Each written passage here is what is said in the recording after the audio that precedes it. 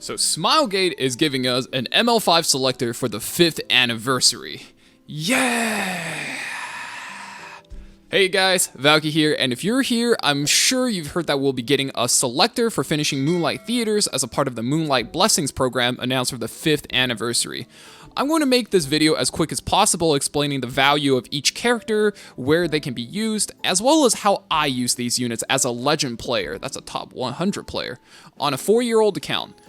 I'll also be including the stats I use for each character, so do keep in mind this is a super endgame whale account, so your stats may vary from mine, but I assure you these are all great characters, and if you know how to play them, they will perform even with scuff gear, as these guys are really strong in today's Epic 7.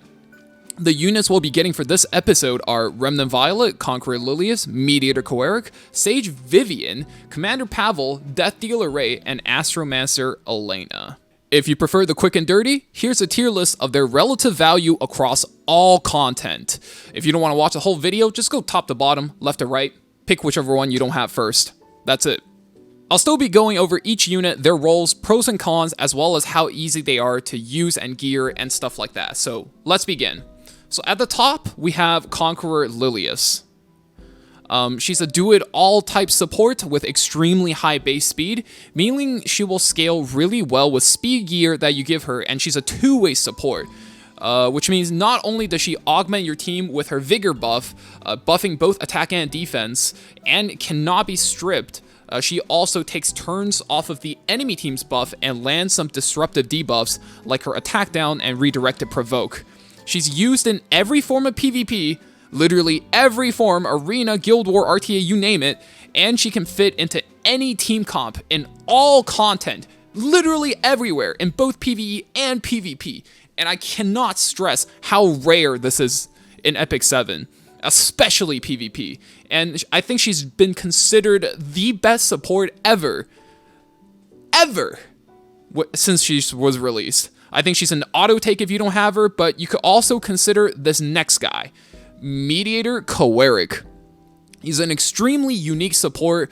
When his S3, his cleanse, is available, it will reduce all debuff durations on him by a turn, meaning it is really hard to stun, silence, or sleep him, since 99% of those hard crowd control debuffs in the game are one turn only. Being reduced by one turn means essentially he's immune to hard crowd control, and once he cleanses, he can prevent further debuffs by applying the immunity buff. This means new players can skimp out on a lot of effect resist stat, which is a stat that's kind of hard to build and most people don't like rolling it for a lot of challenging content like Abyss, Hell Raid, and you can really jumpstart your account to pick up these high rarity gear, which is the reward for these challenge type content. And when they do get this gear, you can reinvest it back into your Mediator Coeric, and he can continue to protect and support his team in PvP. I would say if you're really new, I would consider him over Conqueror Lilius, since he'll make your life just so easy, even on like no gear. Otherwise, I think Lilius is always a stronger pick just because of her ability to be used anywhere. So next up, you might notice that we have a gap in the tiers, and that's because these two heroes are so far ahead of the pack. There really is a huge power gap between them and the following heroes in terms of PvE. When it's PvP, I would say a lot of these heroes are maybe a bit closer, like this. But if you consider all facets of the game, there really is a gap in how these heroes can be used.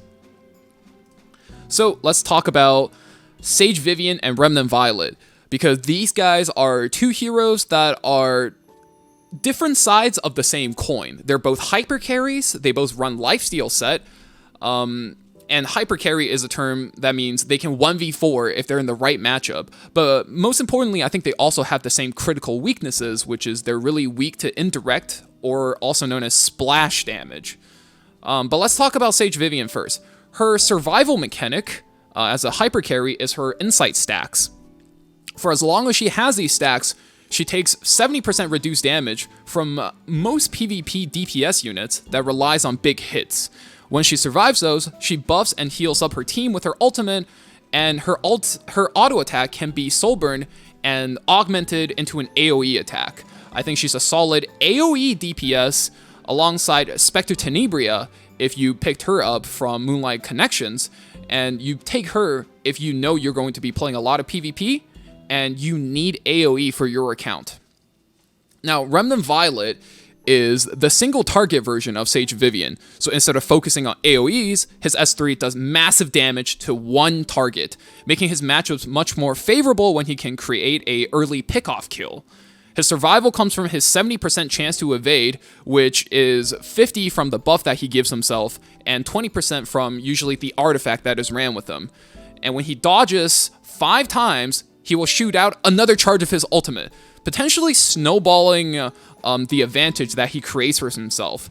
I think he's definitely a more exciting version of Sage Vivian since he can high roll harder than her, but he also relies on evasion for survival, which means the moment he gets hit, he usually dies, and it makes him a lot less consistent compared to Sage Vivian.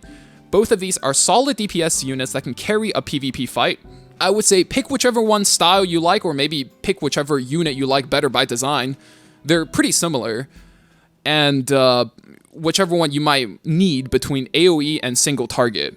Or if you like to decide between consistency versus more slot machine. One thing to note that is I would say Sage Vivian's Insight doesn't work on PvE, so if you need PvE help or if you need a Moonlight 5 DPS unit as you're really early into the game, Remnant Violet is probably the better pick here. Death Dealer Ray is a really unique hero. His entire identity revolves around him giving the Plague Doctor buff to his allies, which let them help him spread his venom, which is a poison debuff that also lowers the max HP of enemies, preventing them from stabilizing the damage that you deal. If you played against Trousseau in Octopath Travelers 2, you know exactly what he's about. They're essentially the same character. Since Venom only works on PvP heroes, he's a specialist in disassembling tanky, low-damage compositions in PvP, and not really usable in PvE. So you'll know if he's the hero for you. If you're not sure, then you probably want a different hero, unless you don't have him. He's the only one you don't have. And lastly, in C tier is Astromancer Elena. She's a cleave DPS that blocks counterattacks as part of her unique passive. This is really powerful in Guild War and Arena, where you can pick and choose and go into your battle knowing what you're fighting. But if you ever plan on playing RTA, where teams are more adaptable, your opponents are more unpredictable, I think she falls a little bit short because there are plenty of ways to play around her. I would say she's not as good as the other units in this list due to that just such narrow usage. But if you're a cleaver or you're only missing her, I think she'll be a fine choice. And lastly, there are no D tier units, since all of these guys are just so solid, or at the very least have their own niches. If you have any questions, I'll try to answer as many as I can in the comments, since people always have questions when it comes to stuff like this. You know, you only get one choice, so better be safe than sorry, and I'll do my best to help you guys. If you found this video helpful, you can help me back by giving the video a like, and subscribe for future content regarding Epic 7.